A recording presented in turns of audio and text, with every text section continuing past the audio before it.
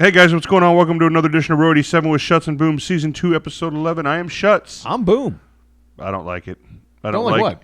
I don't like it. I really don't. We need to change this. Change what, dude? The open. I like our open. I love that we're Shuts and Boom, but we need something different. We need a little spice to the opening. And the closing, by the way. Like Spice Girls? Something. So, I'll tell you what if you can get on the phone and call one of them in England, maybe we can make that happen. What am I getting at? We need music. We need some entrance music. We need to freshen it up. We need to Fresh Prince it up. We need to Will Smith it up a little bit. We were listening to music beforehand. That's got me laughing. We're listening to Eminem. He was a big fan of him. Big fan of Will Smith. Yeah. No, I think that we do. I think, you know what, and another thing, we're gonna kick something in the ass here right now. What's up? We need to be hitting social media hard. We need your help too, guys, and we're gonna go after Ashley too. Ashley, you've been a ghost for far too long. I gave you the password to the social media account. You are our managing editor. We're not putting it all on you. We're having fun with you. Manage edits right now. What are you doing? Remember, Ashley, we told you you're going to have to handle us like a bunch of 5-year-olds around here. That's basically the mentality we're on right now, the right. wavelength. We want music. We want content. We're going to ask you, the viewers, if you know somebody that wants to write show tunes or even a tune or just something to get their name out, we'll be happy to put it out for them. Are you? Wait. You just said show tunes. Well, not show tunes. No. Hold on. That's a great concept. I'm thinking Shuts and Boom the musical. Right. I'll play the ukulele. You know, my daughter plays the ukulele. I know. That's why I thought of it. She can play the ukulele. Actually, well, I don't want to be embarrassed by your daughter, and that's what would happen. She would show us up quick. We've got no talent. We're just a couple of assholes with microphones. That's all we are. Oh, God. That happened to be crazy about football. That's slightly insane. We're having a good night. We're a little loose tonight. I like it. We're about as loose as Scotty was in his press conference today, but we'll get to that later. We will. It was actually relieving. Yeah, I needed it, too. This has been a hell of a week. But we are serious, before we get to it, we are serious about, we'd love some content. We're going to have hashtags coming out. You know any local artists who might want to have their music heard on a podcast? Have them email us the MP3s at shuts.boom at row87.com. Shuts.boom at row87.com. Send us your MP3s of your music. You want to be heard? We want you to be heard on our show. If you've got content, send it to us. We're also going to be kicking the hashtags. We're going to be sitting down with the Ghost, also known as our managing editor soon. The Ghost. She just got, oh my goodness. She's the Ghost. By the way, she wrote a great article the other day on row87.com. You should go check it out right now as you're listening, unless you're driving. Don't check that out if you're driving. But if you're at home or at work, your boss won't care. You can look it up. We already know you're looking stuff up while you're at work on the computer or your phone anyways. I may or may not occasionally hop on my phone when I'm at work. Well, I'm on my phone in my one class. I won't say the class, but we had a... I sat in on your class today. Well, one of them. This is not the one I'm bitching about. Oh, okay. But it's you sat in on one today. I have such senioritis. It's insane. This class is actually a decent class, but we had a guest speaker. It had to be the worst guest speaker I've had in all my years at UNO. Why is this the worst speaker you've had? Because it was about branding. I don't want to give too much away, but it was about branding. And this guest speaker, who's supposed to be an expert in the field, who's graduated 2 years ago. I hardly think you're an expert in the field after graduating 2 years. But she determined that Kim Kardashian was a good example of branding. Kim Kardashian. Kanye's wife? Kanye's wife. Yeah. Kim Kardashian to branding is like WWE officials are to sports officiating. Wow. Yeah. No, don't get me wrong. If you're in the entertainment... As an official, I'm offended by that. I was offended by it, period. If you're a PR professional, you ought to be... No, I'm talking about you trying to slam WWE officials. Oh, good God. It's horrible. I was dumbfounded. Now, I shouldn't have been. It's college. It's La La Land. I remember being much older than most of the students that I was taking classes with 10 years ago. But to hear this expert say Kim Kardashian... Listen, entertainment field, absolutely. But at the end of the day, that's not reality. Her show's not reality. That's not. I'm graduating in 12 weeks. You need solid. You need a dose of reality. I need a dose of reality.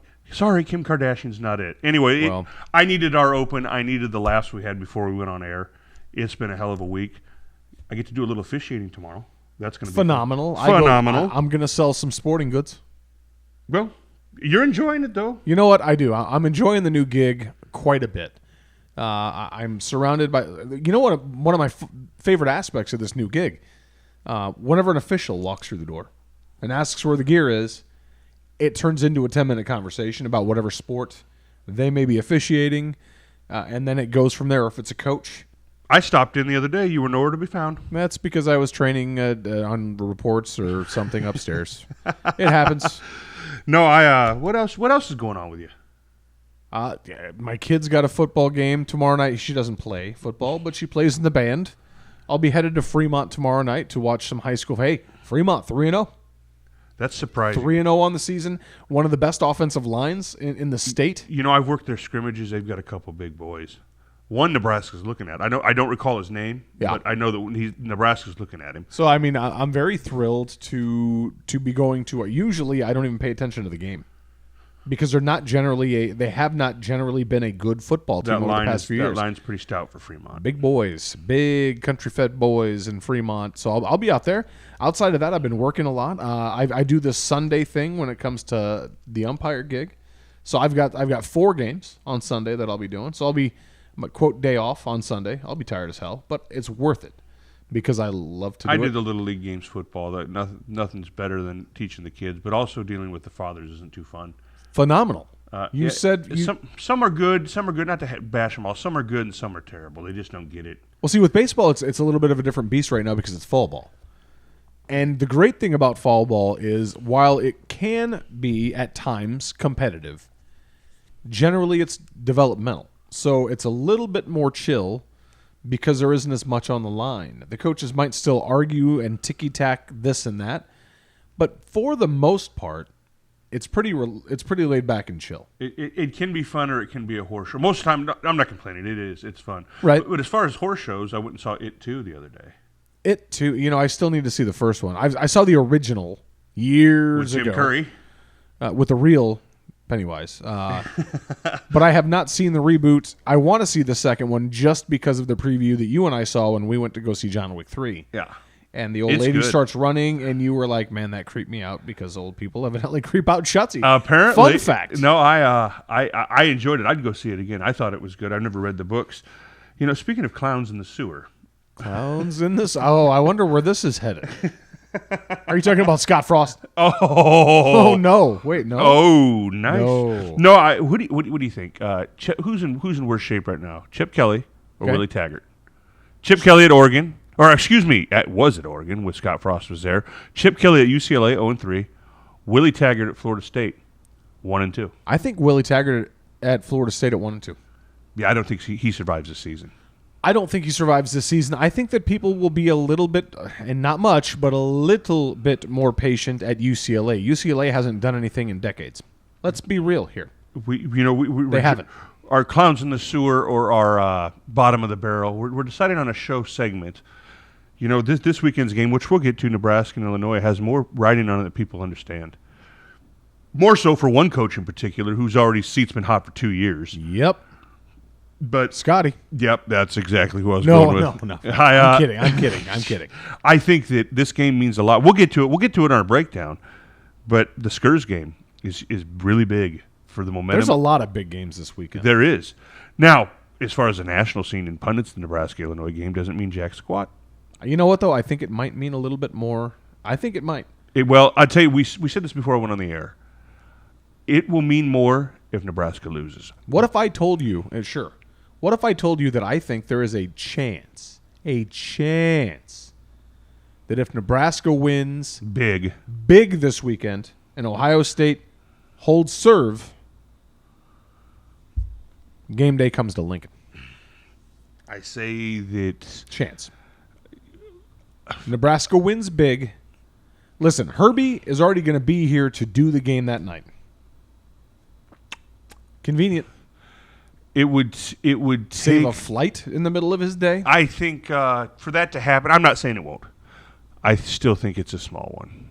Okay, fair enough. It would have to take a blowout for that to happen on Nebraska's behalf. A blowout, and then, like you said, Ohio State to win by 50, like they should. They're playing. Who is it? Miami of Ohio. We'll get to it. Yes. Yeah.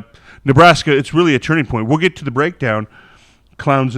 We were joking before the show. Clowns in the sewer, and I had to throw in Boom's boy PJ Fleck.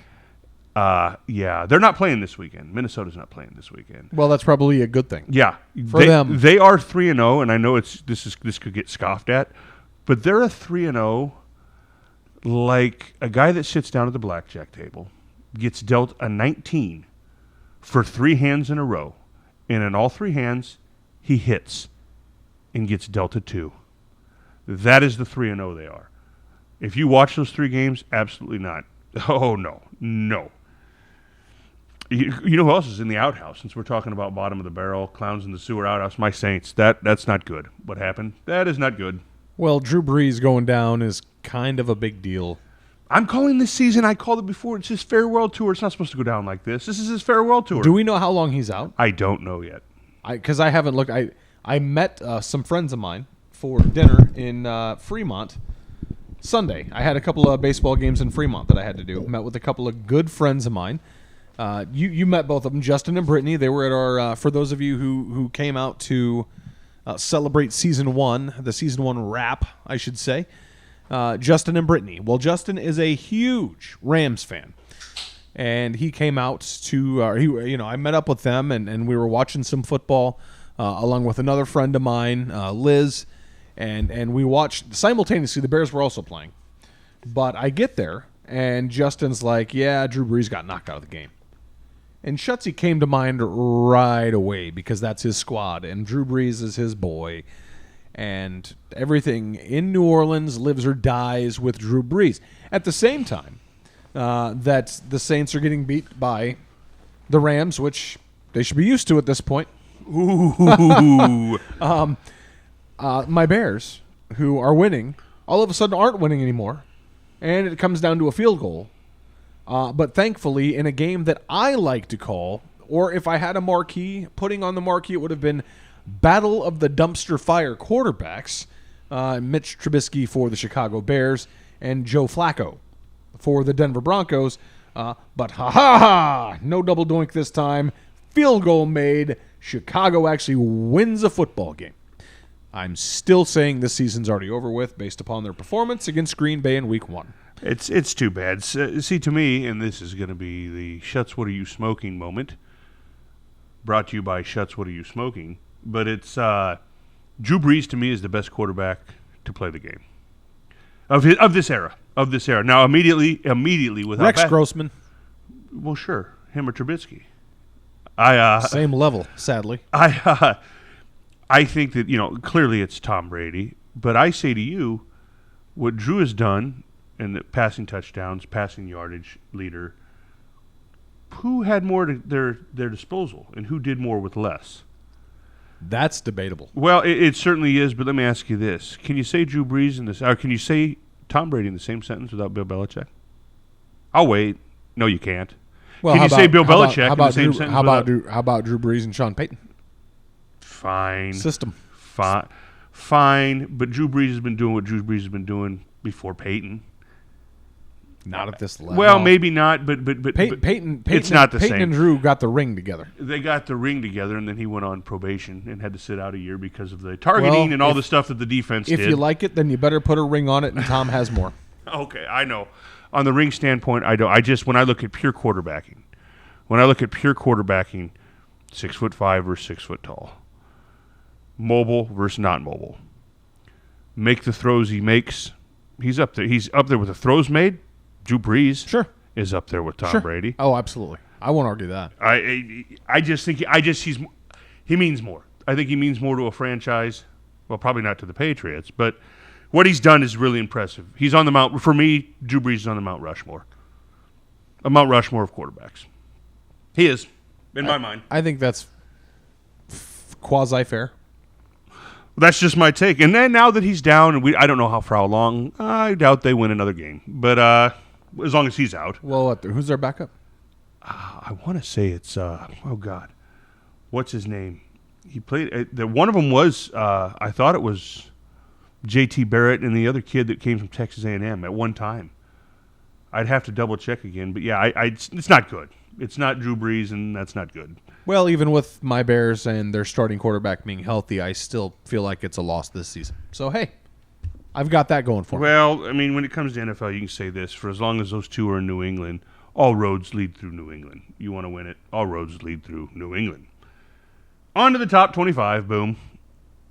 All right, let's talk Minnesota football. 3-0, baby. Yeah. Row the boat, baby. 3-0. Row the boat. Row the boat. Boom has been cracking me up before we hit even to record with the nonsense silliness he's been coming up with. Listen. Hey, Boom, what did you do for the game last week? Thanks to my wonderful brother over here, I sat in the 87th row next to the Oracle instead of watching a different game as I spoke at the end of the week. Interesting. I decided to go to the tailgate with you. Jack McCarthy, by the way, wonderful host. Awesome. Got to give love to him, to his company. The name is slipping my mind right now. I feel like an ass. But he puts on one hell of a tailgate. Check it out on Twitter. We've got some pictures. Yes, follow us. Follow us on the Twitter machine, please, at the Row 87 Sports. Please follow us, by the way. But we're getting ready, and I'm like, hey, man, we need a photo. We need a photo of you and the Oracle and I before you guys go. And you're like, all right. So we take the photo, and then you're like, oh, by the way, boom, you will be going up to the 87th row with the Oracle to watch the game. So I cannot thank you enough for the opportunity to be able to watch a game with the Oracle because it was an experience. It's the first time. I'm not knocking anybody I've ever gone to a game with or sat next to. I mean, heck, I did sit next to you and your boys and the Oracle in Indy, 3 years ago. But it was different because it was your dad and I, and with the 2 sets of binoculars that accompany him up to the field and everything else. And it was a great experience being able to sit and bounce things off your dad during the game. It's something else sitting in that 87th row with the Oracle, isn't it? 87th row, yeah, it was. It really was. And so I cannot thank you enough. I did not watch Clemson on the television at home in Omaha. I did not watch from the tailgate. I actually watched the game while you hung with Jack at the tailgate. I loved that tailgate, but I tell you what, there's one annoyance to it, and this has nothing to do with Jack. His people are awesome. The nursery he works for is awesome. We'll start to plug them. They're going to be pushing our merchandise, too. It's pretty cool. Yes. It's very cool. The only gripe I have about sitting at that tailgate is... The delay? No. Oh. You can hear the play before it happens. That's what I'm talking about. Well, right. Yeah. We knew when a touchdown happened before they took the snap. We knew when it was an incomplete pass. We knew when it was a big play. 'Cause first of all, we're right next to the stadium, and where we sit, literally watching the game, I can turn my head to the left 90 degrees. And see the Tron? And I can see the Tron. Husker vision. It is so... don't get me wrong, it's still black. Did the sky glow red when the stadium went red and they were playing Thunderstruck? That was, by the way, a very cool moment for me. It was really cool. It was still light enough out you couldn't tell. It was still light enough out, but it's something else to sit outside. And that's the first time I sat outside in a tailgate that close to the stadium in my life. Was it a good experience? It was. No, it was a great experience. It was just a little different when you can watch the TV and hear, and you felt like you were rubbing a crystal ball because you could tell what happened in the next play. Again, if you want to see a picture of sort of where the tailgate spot is, follow us on Twitter at Row87Sports. Or like the Facebook page. If you already like the Facebook page, it's there. If not, again, like us on or follow us on the Twitter machine at Row87Sports. More content's going to be coming on social media. We're going to kick it up a notch. Boom. Boom. We're going to be kicking it up a notch. Kicking it up a notch. Top 25, boom. Here we go. You ready? I was born ready. Utah at USC. Utah by 3.5. Utah's 10th ranked. USC is not. I'm disturbed by this game because it's only a 3.5 point spread. Really? I'm disturbed because it's only, you're talking about, I know it's the Pac-12, you're talking about an undefeated Utah team. You're talking about a top 10 Utah team playing a coach who's on the hot seat all year long or all season long. His name, it's going to be speculative all year long. Kind of like you sat back and went, look at that Maryland spread last week. Look at that Maryland spread. What does Vegas know that we don't? What does Vegas know that we don't with a top 10 team playing USC and I'm going to go crazy. I went crazy last week. I was right on almost half of them. I think USC wins this. I'm gonna side with you. I think USC wins this, then drops to like an Oregon State or a Colorado. Yeah. I still say they're a dumpster fire. I'm sticking with the whole their head coach isn't the head coach at the end of the year. No, he resides in State College. Yeah. Yes. Air Force, who knocked off Colorado. In overtime at Boise State. Boise's 20th ranked. Boise by a touchdown. Drop it. Really? Yeah. Okay. I like the way Boise's playing this year. By the way, I'm wrong most of the time, folks. So if you're really listening to me, you know who we had to get? We got to call Ashley. She's probably undefeated. We haven't checked her score. Well, right now we've got Ron winning the pick'em. He's 4 points up on me, 2 points up on you. Dawn and I are tied for third right now, behind you. McCarthy dropped even further down than I am. But right now we're getting, and I'm not saying that Ron isn't a knowledgeable guy, but I'm willing to bet he hasn't watched a single football game all year. He's on the road most of the time, and when he's home on the weekends, he's busy doing things. I got a couple buddies. My boy Zach, who's on there, he's been flipping me crap how he can't get it ready. He's registered and he's picked, but he thinks he should be undefeated right now. Well, he thinks. He thinks. Actually, he's pretty damn smart when it comes to college ball. I'm sure he is. I'm just saying right now, you and I aren't doing great, but we're not doing terrible. But a guy who doesn't have the opportunity to watch any football is beating us, if that tells the general public how knowledgeable we really are. Well, we're knowledgeable. We just sometimes lead with our heart and not our head. Speak for yourself. I'm just a moron. Southern Miss at Alabama. Alabama by 38.5. Drop it. Drop it. Roll Tide. He's on it. He's on a prove it tour, so it's hard. God, when you get farewell that high, tour. Well, if you win. Yeah, we've been over this. Yep. You know what? I'm going to say drop it to. That's awfully harsh, but I'm going to say drop it to. LSU Vanderbilt at Vanderbilt. LSU by 24. I'm not dropping 24. You know what? Yeah, I am. They're playing really good offensive football right now. I am too. LSU by 24. I'm taking it. Tennessee got out of the ESPN's bottom 10. They got out of it. I'm taking those points. I don't care what the spread is. Florida's starting quarterback hasn't started a game since his freshman year of high school. They're playing Florida. Florida by 14. Give me the points.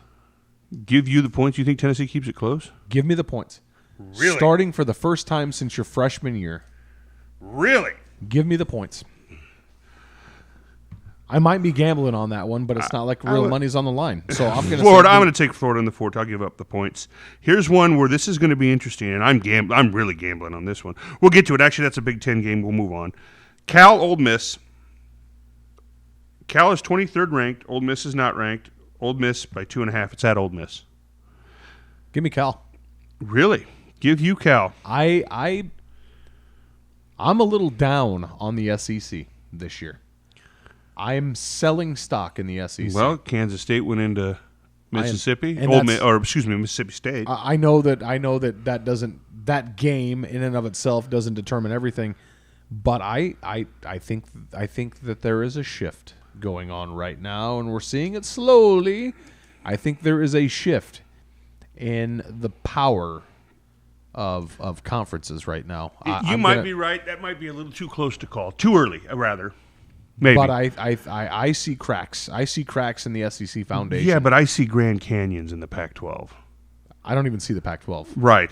Or the the ACC. only two teams, and this is interesting. It's an interesting matchup because Cal is 23rd ranked.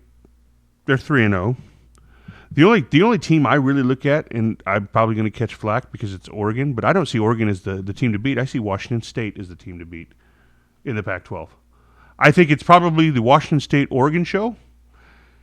Stand by Cal to make it entertaining. And there you go. I don't think it's even Washington. I don't think it's Utah. I think it's those two teams. Miami of Ohio at Ohio State by 38.5. Drop it. I'm dropping it. I'm dropping those points. I'm dropping 38.5. I know that's a lot of points to drop, but I'm going to drop those points. We covered a Big Ten with our shoops. My bad.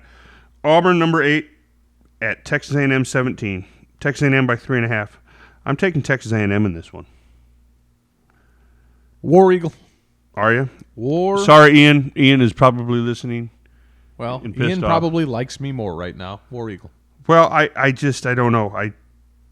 I think Jimbo's going to pull this one out. The only reason I'm taking him is because it's at the 12th man. UCF Pittsburgh. Drop it. UCF by 11 at Pittsburgh. What does Vegas know that I don't? What does Vegas know that I don't? I'm dropping the 11. UCF just played a tough game against Stanford. Well, they didn't play tough. They won pretty big, but Emotional, maybe? I know that the Pac-12 isn't much, but the Pac-12 is still better than Pitt. Drop it. Okay. I'm going to go with you just because Pittsburgh had a heartbreaker to Penn State last week. Washington, 22nd at BYU. Washington by 6.5. I'm taking the points. I'm dropping the points. I'm taking the points. Drop them. BYU, back in the day, was BCS busters. They're going to bust again. They're going to do it again, and it's going to be to Washington. I'm going with BYU in that one.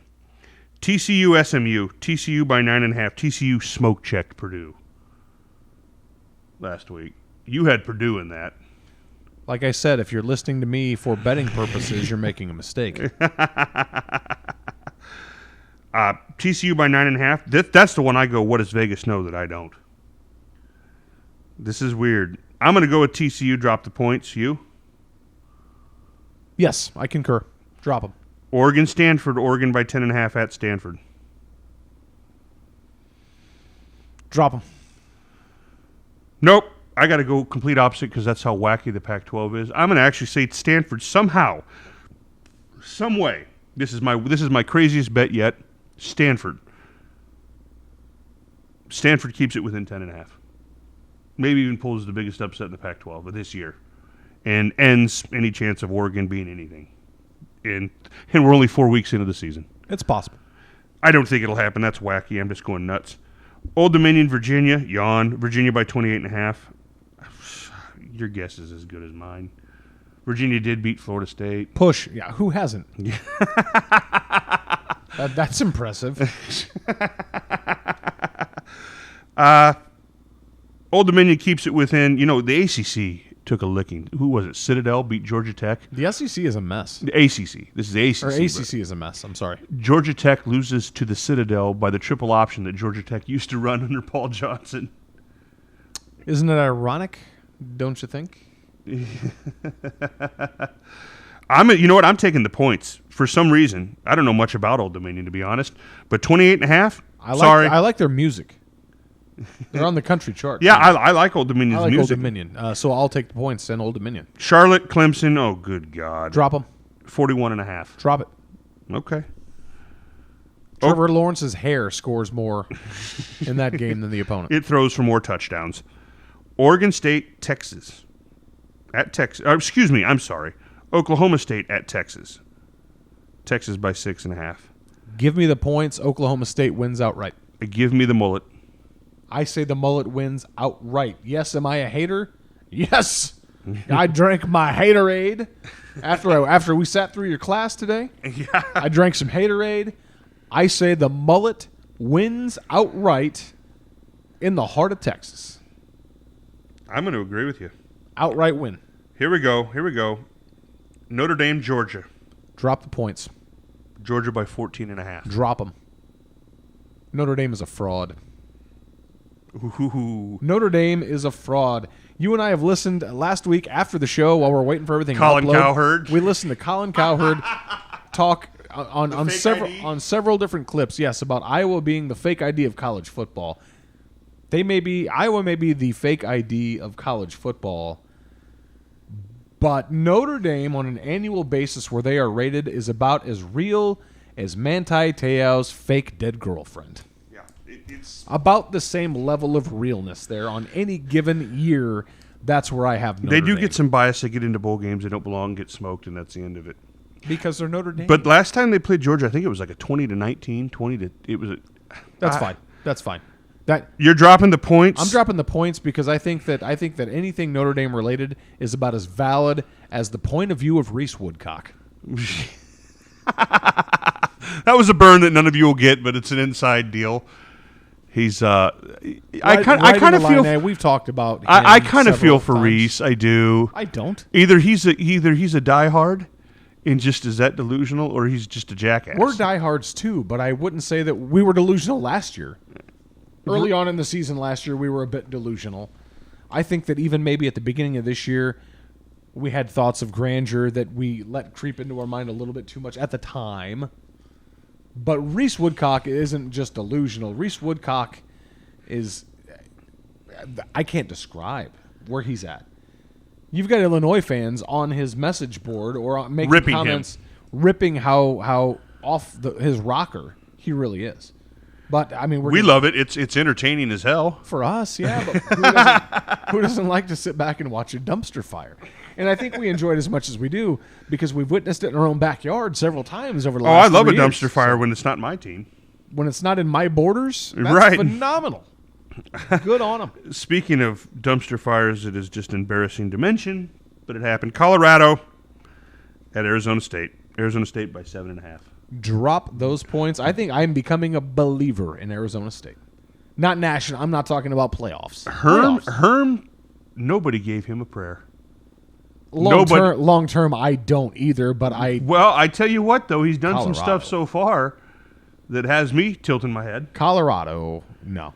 Yeah, drop the points. I'm going to drop him as well. UCLA, guess where Chip's headed? Where's Chip headed? To the Palouse to take on Washington State. Drop the points. You didn't even let me finish. I don't care.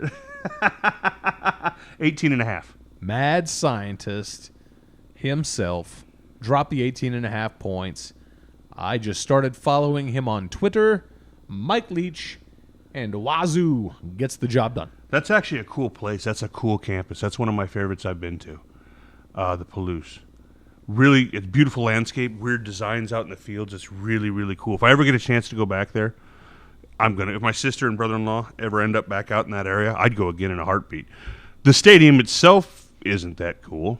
They serve beer. That's kind of nice. But it's just the area and the people. It's just different. It's just really cool. I'd love to take family and friends to it. It's just a neat place to go to, say you've been. It's not going to blow you away, but it's pretty cool. With that, we are going on to the Big Ten, Boom. Big Ten. What do you think? Who are you looking forward to this weekend? There's only one game in the Big Ten outside of the Nebraska game that I really care about. It's big. Because I think that I think that game will have ripple effects that could completely change the landscape of the Big Ten in 2019. Completely change the landscape. Then let's dive into it right now. Okay. Michigan at Whiskey. 11 versus 13 at Whiskey. Whiskey outright. Whiskey by 3.5. Drop it. I think Wisconsin rolls. I think Wisconsin literally rolls them up and smokes them like a blunt. Really? I think it's I think this is a 2-touchdown game, Wisconsin. You know, Michigan did not have a good showing against Army, but I'm telling you this right now, and I'm not excusing it, but when you play the academies, from Ohio State to Notre Dame, go ask Notre Dame the last 10 years, how many times they dropped a Navy. I think it's 2 or 3 in the last 10 years. When you play an academy school, you better be ready for a muckball, and you better be ready for slow drives. Even when you go 3 and out, they burn 4 minutes off the clock. I think the reason, listen, Michigan's going to face the best running back in the country. Yeah. The best, it's just one man's opinion, the best running back in the country. He can burn you with his legs. He can burn you with his hands. I think Jimmy H, I think they have not impressed through 3 weeks. They have not impressed at all through their first 3 games. Think it's cracking? You think the Pillars are cracking? I don't think the Pillars. I said before the season started, I don't think they win the East. I don't think they do. I don't think it's Penn State either. I think it's Ohio State's to lose. Oh, I think it's Ohio State's to lose as well. I think Penn State finishes second. You know what? I took this one as my gamble, my wacky one. I actually, on our pick 'em, I'm going to give one game away that I picked. I picked Michigan to win this. Okay, fair enough. Now, I still have time to change it, but I think if there's something about it. Speaking of that, you know what I did last week? What'd you do? I changed, and I got Iowa right. You changed it back? I did. So I actually got that game Judas! right. I changed. Well, something just told me. Now, they still covered. Well, 16 hours after the rain delay, they finally finished a football game. And that might have played into that game a little bit as well. But it's okay to change your mind even after we roll. It's okay to change your mind. It is. You have until kickoff of the games. But I do currently. I'm in 2 different leagues. Ron, who is graciously playing in ours, I'm playing in his as well. And in both of them, sometimes I'll play differently, just to kind of switch it up, kind of cover myself. Boom, you're not betting in Vegas where you wait to the points to move a point or two and then take the other team. Listen, it's not a win-win, Boom. I do what I want. Well, clearly. And Clearly, as you slide to 9th place, you do. I think I'm tied for 3rd. Thank you very much. From the bottom. No, well, that's because there's 6 of us playing. But I am picking Wisconsin to win outright in both of them. It's an insane gut feeling it's going to absolutely blow up in my face. This one I is. could be very wrong. Look, I'm not even saying just a win. I'm saying I say they win by 14 points. 2 touchdowns. This is a stupid bet on my behalf, but I just for some reason think that they just do. I don't think it's a dumb bet. I think that this is a game that either team could win. It's just my gut. My gut is that Jimmy H, his team's not quite as good. They lost a lot defensively. That's an 11 o'clock kickoff. That's one that you, me, and the coach will be watching. I will be at work. You'll be at work. Me and the coach will watch You will that be one. watching that one. I will be joining you after I get off of work at like 3 o'clock. You can't. I mean, UConn. Roll, baby. Playing Indiana. Indiana had a great showing Hey, last week. say what you want. 51-10 loss to Ohio State. And they usually play them tough. Even old Herb on Fox News, old Herbie. I'll be at Memorial Stadium to watch Indy this year. Yep. I bought my tickets. You and I are going to be sitting in the 94th row. The Oracle and Mama Shuts will be in the 87th row. Indiana by 27.5. You're going to drop 27.5? Yes, I am. UConn? It is Yes, UConn. I am. I am going to say nope. Take the points, not because I have any faith in UConn Bottom 10. whatsoever. They Bottom are a 10 bottom team. They're a perennial bottom 10 team. Indiana, limping out of last week, wins by 24, and they do not cover, or they'll win by 27 and not 27.5. That'll be something stupid. Nope. Okay. Here's one for you. Now he blamed officiating. I take aim at this. I take aim at it. Michigan. This is an interesting game though. Michigan State, Northwestern. Michigan State by 8.5. It's at Northwestern. Battle of two horrific offenses and two very well-disciplined coach defenses. What's the spread? Michigan State by 8.5. I'm taking the points, but I think Michigan State wins. They don't cover. I think their defense is better, and that's why I give them the win. I don't think they have enough offense to outscore Northwestern by more than a touchdown. That's just me. D'Antonio blamed the officiating. Well, yeah, they did miss the jump over the center, but it didn't affect the play. Your boy missed the kick. And by the way, how about score a touchdown? You don't have to worry. How about not have 12 men on the field in the first place when you made it and go to overtime? And by the way, you'd have just gone to overtime. You still didn't win the game. You should have gone there. You had what would they have? They had 3 trips to the end zone, or 3 trips to the red zone. Didn't score a single touchdown. Michigan State's offense, for some reason, for years now, has been the bugaboo of Michigan State. That's why I think they win, because I think their defense is better than Northwestern. You know what? I respect both the coaches. Oh, so do I. But I think that this is one, believe it or not. You know what? I'm going to change my mind. I'm going to go with you on it. I'm going to go with you, but I'm going to give up the points as well. I don't know. Fitzy's. So well, listen, there's some. You are going to give up the points. So you're going to go Michigan State. I'm going to go and Michigan 8.5? State. I am. I just think that there's something about it. I think Fitzy's got a real problem. It ain't coaching in Evanston that's the problem. It's not. He's a terrific coach. I hate to say that, but he's a terrific coach. They don't have an offense. They don't have a quarterback. Well, they don't have a line coach either. I watched him. Holy cow. When you're playing in front of live national audiences there to watch you, the Big Ten bus rolls up, and you have your linemen doing what I can only describe to you listeners is a drill you teach 8-year-olds where they extend their arms out and the other defensive lineman grabs they're holding on to a blocking pad and slowly draws them to the ground. And that's what he was doing with them. The offensive linemen were on their knees. The defensive tackle would hold the dummy. They'd press out, hold on to the bag, and the defensive tackle would walk backwards till they went down to the ground nice and slow to teach them full extension.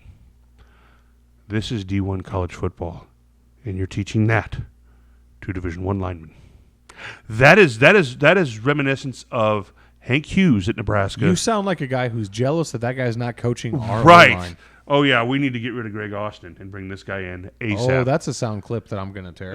I'm sure you'll do it That's anyway. going to come back to haunt you. That is when no, absolutely not. I'm all in love with Greg Austin.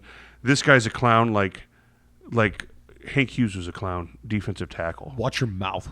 Coach, defensive line coach. You watch your mouth. I listened to one clip Hank of him when he Hughes. first got to campus and he was doing drills and they interviewed him afterwards. He goes, well, I'm not really big on the technique right now. This is a quote. I'm not big on the technique. I just want him to go fast. You're not big on the technique in Division I college football? Technique is really what separates you. Listen to any lineman. Up here, it's so much. That's false. You know what separates you? Size. Look at Minnesota's offensive line. Yeah. Look at Nebraska's. Yeah, 340. Yeah, let's look at that. There's a prime example for you. We have talked about this at length off the air. Their average offensive line size is 340. They're huge. 340. What did I say to you when we were at DJ's watching watching them play in week 1, and you were like, size and everything else? What did I point to right with watching 0.5 seconds of their offensive line? No agility. None. No agility whatsoever. I don't even remember, honestly. That was a South Dakota State game. No, we've seen them play 3 times, though. We have watched portions of all 3 of their games. I don't know. I'm sure it happened, but thinking right off the top of my head, I cannot recall one single time seeing one of their offensive linemen pull. I don't know that I have seen one of their offensive linemen pull one frickin' time. We have watched them 3 times this year. The bottom line is when it comes to line play, listen to any lineman worth his salt. He says the technique is so much different, so crucial. It is so crucial, your technique. I mean, I'm talking down to the point where a 6'9" lineman, 340 pounds, steps an inch the wrong direction coming out of the snap, and he could blow the whole play. That's how crucial it is. You took a 5-inch step instead of a 6-inch step. Oh, you stepped 2 inches too wide. 2 inches to a guy that's 6'9", 340. That's the difference. You have to be a craftsman, a master technician to be a good lineman. Insane. I have Michigan State by that, no problem. 2 dumpster fires. I'm sure Boom will be at the bar somewhere glued into this one. Boston College, Rutgers. BC, I don't care what the point spread is. I know the BC looked terrible last They week. lost to Kansas. Okay, well, Kansas is legit. Yeah, On the court, baby. On the court, they are. Legit. First time, Boston College was the first team in over a decade to lose at home to Kansas. FBS team. No team in 10 years has lost at their house to Kansas. That's how horrible Kansas is. And BC did it. Rutgers, not much better. It is BC by 8.5. I'm dropping 8. And here's why I am too. I didn't know this. I just read this. Rutgers' starting quarterback was a transfer from Texas Tech. He's on concussion protocol. So he's not playing Saturday. He probably as of 2 days ago he was on concussion protocol. You make the call. His backup is Artur Santowski, who last year threw 4 touchdowns and 18 interceptions. So he's got game. He's got plenty of game. Okay. He's doing well. Miami, we already covered it, but for grins, Miami of Ohio State by 38.5. I'm dropping them too. Drop it.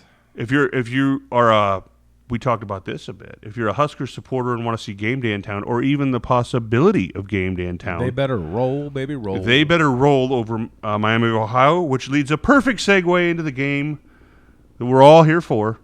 Let's talk about Minnesota again. They have a bye week, Boom. Let's talk about Minnesota. You know what? I'm going to stand by the statement that I'm about to drop right now until the day I die. Oh, God. More confidence in what I'm going to say right now than anything else you're going to hear out of my mouth the rest of the year. I will guarantee you, Minnesota does not lose this week, baby. They will not lose. You know who they're playing next week? Who are they? Illinois. Illinois. Well, and you know what? I'm going to come up with a name for that game. Between now and then, it's back burner of my brain. I'm going to come up with a name for that game that we're going to refer to it as from now on, moving forward. But we'll get to that next week. Illinois, Lovie Smith, my boy Lovie. The beard and all. Santa. You know, I said this weeks ago. I think I even said it on air. This is one of those games that concerns me. I don't think it does now as much. You were teasing me about how much this one concerned me. But I will say this, I'm a pretty superstitious fellow. And I watched Lovie's press conference. Not that this means a damn thing when the ball gets kicked. But Superstitions. But he looked so confident in the press conference. Because, by the way, if you want to get a, oh my God, that's what it's like to be grilled, don't watch a Nebraska press conference. The reporters in Nebraska are pretty damn tame. To every one of our coaches, all the way back to Solich, to Callahan in those glory years, to even Riley when it was the house was completely on fire. Yeah, you know who they weren't very kind to, though? Bobo. Because Bobo asked for it. But Well, yes, Bo. When Bo. Bo also made comments in the hallway to him. Correct. I know firsthand. I had a friend who was a reporter, was a cameraman, and got comments made at him, and he wasn't even talking to him. Bo made no friend, but that was a little different. My point is this: the reporters in Nebraska, much nicer than listen to the reporters in Chicago from Chicago. You think the reporters from Chicago give a damn? No. About Illinois?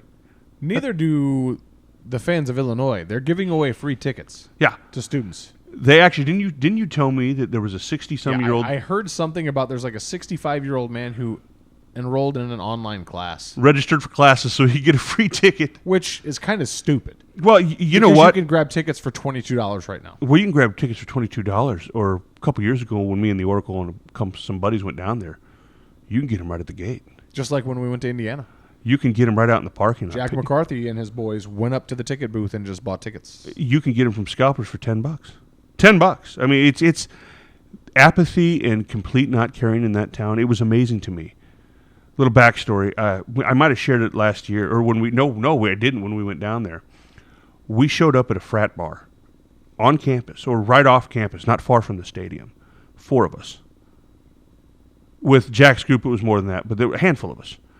2 Illinois fraternities were at this bar that they paid $1,000 apiece to have tables at. We walked in. 2.5 hours later, there were over 200 Husker fans and not an Illinois fan in sight at an Illinois fraternity-supported bar. How'd that game end? Oh, God. 14-13 under Riley. We lost. Roll Tide. This game is interesting. To the national pundits, the only way it's interesting is if Nebraska loses. It really is. That's the only way that Nebraska gets clout. Negative pub. That's it. If they win, some are arguing, well, game day is. I'm not going to go down that road. I don't buy it. I know Kirk Herbstrick's going to be calling the game versus Ohio State. He's going to be calling the game. But I just don't see it, even if Nebraska rolls. It's Illinois. If you don't think that this game means a lot, you better think twice. For Illinois, he's 4-23 in the Big Ten play, and he's in his 4th year. For Nebraska, Scotty wants to talk about momentum and great weeks of practice and preparation. You had a heartbreaker, which we covered in depth what that did and the implications of that to Colorado. You lose to Illinois. Curtains. I'm not saying to Scott Frost's career, but I'm saying for the season, it's going to be a long one. Good God. Oh, good God. This game is huge. In the simple fact of this, what do I say huge? We'll break it down. If they lose to Illinois, they don't have a freaking prayer against Ohio State. I think that's a given. And I think if we're being honest, not to skip ahead, most of us had Ohio State as a loss before we even kicked the ball off. On the tilt-a-whirl that has been Nebraska football over the past several years, but especially under Coach Frost, what worries me is that we haven't seen consistency. We've turned a corner again, according to many in the local press. Nebraska's turned a corner. And Scott Frost, I think we've turned a corner. You turn 4 corners and you're right back where you started. I'm not saying that's the case right now. I'm saying I need, you know how badly I want to believe. You know how badly I do believe, but you know how badly I don't want to just come outright and say that I believe in this team and that I believe they're going to get the job done this year and that they're going to do great things. Do you know how badly I want to be able to say that, but I can't? Not because I don't believe in them, but because every time I do, they kick me right in my ass. I get bit right in the ass every single time that I go. Not saying we're back, but every time the hope dances about in my brain, something bad happens. Something terrible happens. So you know what? We haven't won on the road with Scott Frost at the helm. Well, it's Nebraska by 13.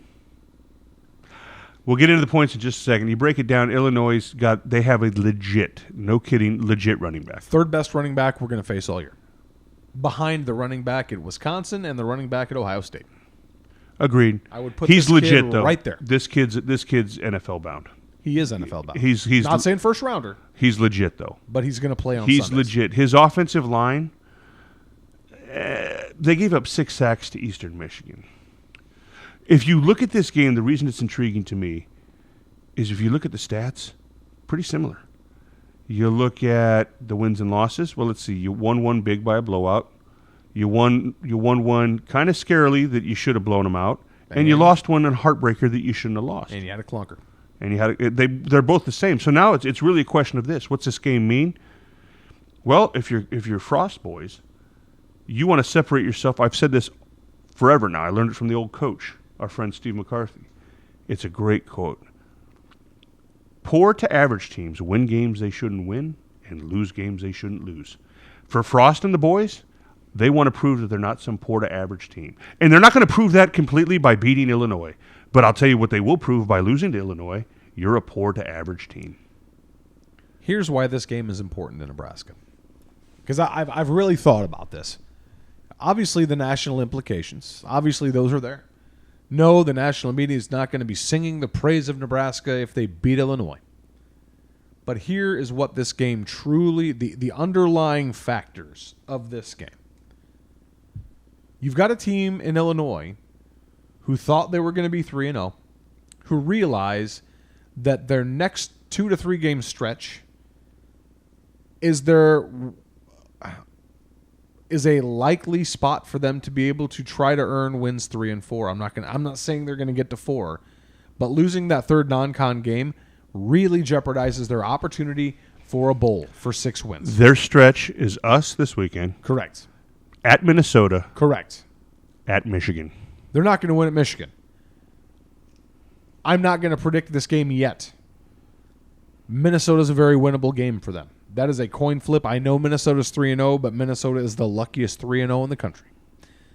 What I'm saying is this next 3 game stretch, these next 2 especially, for Illinois, huge implications.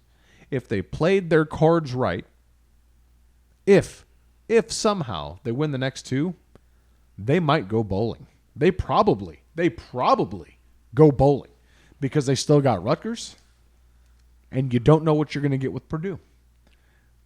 They've got a chance if they can win the next 2. For Nebraska, here's the implication. What we've been talking about for a while here when it comes to Nebraska football is they're learning how to put their foot down on the neck and break the neck of their opponent during the game. And they did turn a corner there. Scott Frost, end of the first half, went for the kill. Didn't take a knee. Didn't take a series of knees. Went for the kill. Conavai Noah, his first touchdown as a Husker. Beautiful catch. But Scott Frost finally decided he was going to practice what he preaches. Okay? If Nebraska plays their cards right in this game, they can not only step on and break the neck of Illinois in the football game, but break Illinois' neck for the season. I agree completely. This game is one that, if it goes the way Scott Frost and Nebraska and all of its faithful want to, this game is pretty much over at halftime. It has to be. I didn't say it's 42-0 at halftime, but it's not 17-0 like it was against Colorado. This team is horrible that Nebraska's playing. The advantage Nebraska has is A, talent, but B, more so, I actually think it's a 1A, is this team is fragile for Illinois. They've known under Lovie Smith 3-9, 2-10, 4-8. And it's because their quarterback last year was that good of an athlete that he won 2 games for them. This quarterback they have now, he's a much better thrower. He's a Michigan transfer. His line, real suspect. Why? Because it's graduate transfers and guys that they converted over from the defensive line. That tells you something. When you got a defensive lineman starting on your offensive line, usually, now we could say the same for Cam Jurgens as our center. He was a tight end, but he's an athletic freak. Illinois' line, suspect. Their defense, nation leading when it comes to tackles for loss. And granted, take into consideration who they played. Akron, UMass, or Akron, UConn, in Eastern Michigan. 2-1. Yeah, 2-1, and could have lost one of them. This is not a good team. If it goes the right way, Nebraska should roll. This should be a game where Nebraska feels pretty damn good at halftime, and Scott goes, boys. Remember how we felt good at halftime down in Boulder? And puts this to bed quick. And it could get out of hand. My prediction is I'm giving up the 13. I'm giving up the 13. I have Nebraska by 24 plus. I hope I'm not eating my words on this one. And this is After the game predictions, right. are we going to do our normal what I think or what I fear? I'll do that now. Okay. I'll do it right now. Right, I just lay gave down. you my prediction, but I'll go over it. What I fear is Nebraska plays patty cake, has 2 turnovers in the first half, dances around, and goes up 20-17 at halftime. The 17 is scored because they earned one of them, and 10 of them because, well, they turned it over on our side of the 50, and Illinois had a short field, a couple big plays, and this goes into the fourth quarter, and Nebraska loses. That's what I absolutely fear. What I absolutely hope is Nebraska comes right out of the gate, just like they did last year, scoring 3-4 plays. Defense comes out, balls like they should against a very suspect offensive line. A damn good running back, but he was a damn good running back last year. He was a damn good running back last year because he had a dual-threat quarterback that scorched Nebraska for 200 yards on the ground.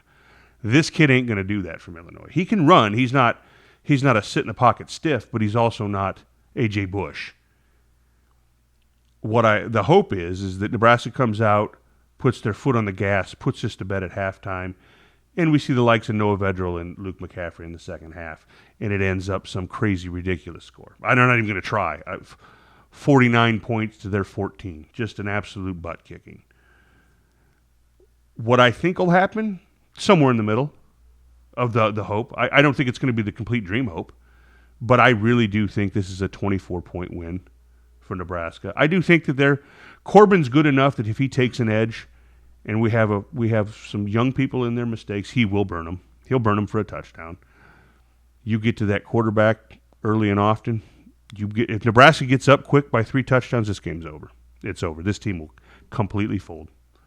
And I'm not talking like the Colorado game. I'm talking Colorado hates Nebraska. They're going to fight. They've got a dog in the fight. Illinois doesn't. Illinois' fan base is giving out free tickets. Close the door on them. If you want to have any hope, close the door on them. So that's what I think. I think it's a 24-point win. That's what I don't know. I could see a 42-14, 42-17 game. I really could. You? All right. So, see, what order should I do this in here? What do you fear? What do I fear? I fear the inconsistency that has been the Nebraska Cornhuskers over the past several years, especially the last 2. I'm not knocking Scott Frost. He inherited inconsistencies. I fear injury. We lost an offensive lineman for part of the game last week. Dedrick Mills is a little bit banged up this week. I fear injury. I definitely fear injury. So that's what I fear. What I think. It's tough for me. No, what do you hope? What do I hope? I hope that Nebraska rolls. I mean, rolls Illinois. I'm talking about what we should have saw against Colorado. If not, saw for a half. If not more, what we should have seen against Colorado for 4 quarters. What I hope is we have 4 complete and solid quarters of football on both sides of the ball, not against Northern Illinois, but against a Power 5 team, weak as they might be at Illinois. What I think is going to happen is I think Nebraska, for the first time in Scott Frost's tenure as head coach, gets a win on the road. What I think is that for the first time in the Scott Frost era, Nebraska looks like Nebraska. I think for the first time in Scott Frost's tenure as head coach, Nebraska looks good enough to bring game day to Lincoln. You think that we're talking about think here, Boom, not hope? This is what I think is going to happen. Okay. I am at a point right now. Here's another thing I think.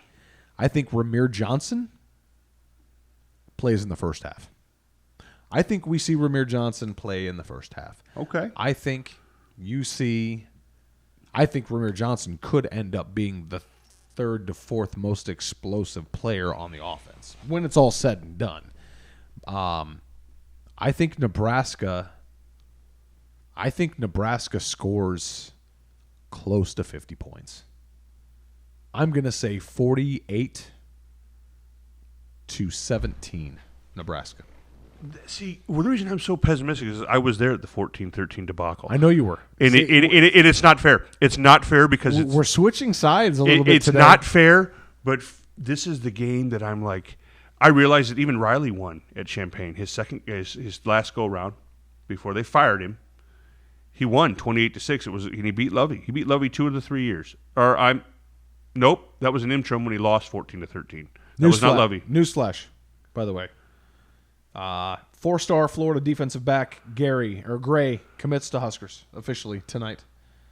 Flipped.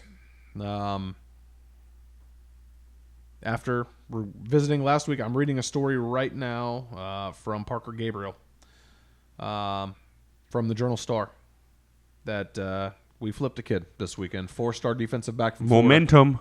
Momentum is all in. Momentum. Speaking of momentum, that rolls into Champaign. Momentum. And it rolls back into Lincoln.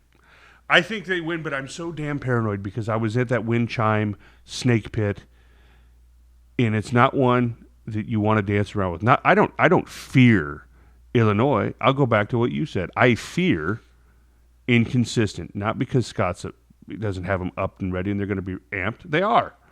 They've talked about it. They're not overlooking it. They want to make a statement. I'm with you. This is still a team that, aside from Bethune-Cookman and then Minnesota, hasn't put... Minnesota, then Bethune-Cookman. Scott's first win was against P.J. Flack in Nebraska. But aside from that back-to-back, they can't string together back-to-back games. They will. They will. I think so, too, but I'm so damn scared of what happens if they pitter-patter around with this team. I've decided that I'm finally ready to mark out. I think so too.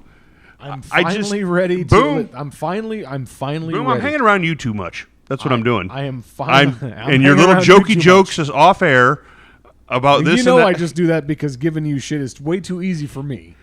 Oh. And I like to jab you in the ribs just because sometimes life is about my amusement. Right. Apparently. No, I think that this is a game where they ball out. And you know what, though? It's one of those, I don't care. If they ball out, nobody's going to bat an eye nationally. And they shouldn't. Not really. Oh, they balled out against a dumpster fire. This team, let me ask you this. Let's put it this way. Before we wrap this up. Aside from Rutgers, is this the crappiest team in the Big Ten? I mean, is this a total dumpster fire that's going on in Champaign? No. They're not Rutgers. They're not Rutgers. They're not Rutgers. But aside from Rutgers, who's the next dumpster fire in line? I'm going to hold my reservations on that because I think... We'll know after next week. We'll know after next weekend. Listen. It's going to belong to one or two coaches that we make fun of all the time. I think there's another name that people that I think he's a great coach. I think he's been a great coach for a long time. But I think that you're going East Lansing, aren't you? I am. You think? I don't want to say it because I have so much respect for him as a head coach, being little brother the entire time he's been in East Lansing. I think the potential for a dumpster fire in East Lansing is very, very real. Even though I think Whiskey is going to outright roll Michigan this weekend. I think Michigan's going to beat Michigan State. I think Penn State is going to beat Michigan State. I think Ohio State is going to beat Michigan State. I don't know if Mark is in East Lansing or Michigan State in 2020. I literally think you could actually see him fired. I'm not saying it's going to happen. I'm saying it could very easily happen. The natives will get restless. Nebraska's either going to be a laughingstock this weekend. A laughingstock. They're not. I don't believe so either. They're not. But follow me on this. But next week it's going to be Minnesota, Illinois for the pillow fight. Maybe we'll call it that. We'll come up with something. And that's what next week. I'm actually going to watch that game just to watch that game. I'll have to see what my work schedule is like. Because, as you said it earlier, I love a good dumpster fire when it's not your team and it's not in your borders. As long as it's not in my borders, I love watching a good dumpster fire. But you're not going to see that. You're not going to see that from the team in Lincoln. Listen, I'm not the optimist here. I am not the optimist of the group. That would be me. I think this is the week that Nebraska looks like Nebraska. I think they win convincingly enough. And I don't know how many marquee games there are next week. Even with the loss, believe it or not, I think that game day comes. I think Nebraska wins so convincingly that ESPN jumps on the hype train. You can't tell me they don't want to come to Lincoln. You can't tell me they don't want to come here. 2007 was a long time ago, or 2010, whenever the hell it was. A long time since they've been here. Well, I'm looking at the polls right now for next week, top 25 wise. The only competition, Washington State's at Utah. So if Washington State and Utah both win, maybe that game. Maybe they go to that. Maybe. But we both have we both have Utah losing.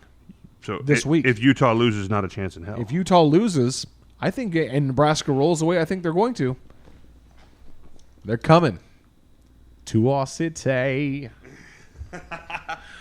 I think it's a Nebraska win.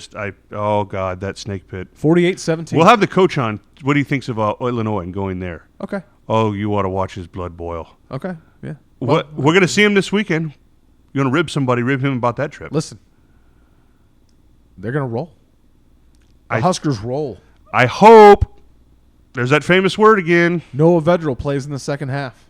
Luke McCaffrey makes an appearance in the fourth quarter. Ramir Johnson plays not only in the first half, but is your main rusher in the fourth quarter. Okay. God, we're going to look like complete fools. What's new? Well, what's new? Or we're going to look like complete damn geniuses. I don't know. My boy Furman, my boy Coach McCarthy are laughing their asses off right now as they listen to this. But with that, we're having fun. We'll see you. Follow us. Hey. Everybody, do me a favor. After the game, hashtag Studs and Duds on Twitter. At Row87. Mention us at Row87 Sports. At Row87 Sports. But hashtag your Studs and Duds. Studs and Duds.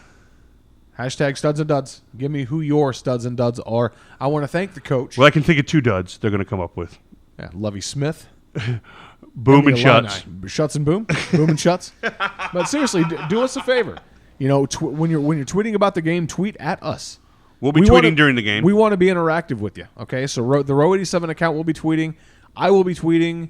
I am at Row 87 Boom. You can hit me there on Twitter, but definitely follow the show at the website, I should say, Row 87. YouTube, Facebook, row87.com. .comer. We'll have some more announcements coming next week. I got something in the works. I don't want to announce it tonight because I don't know if it's going to come through. It better. I don't know what you're talking about, but I'll be pissed. Ashley, get a hold of us.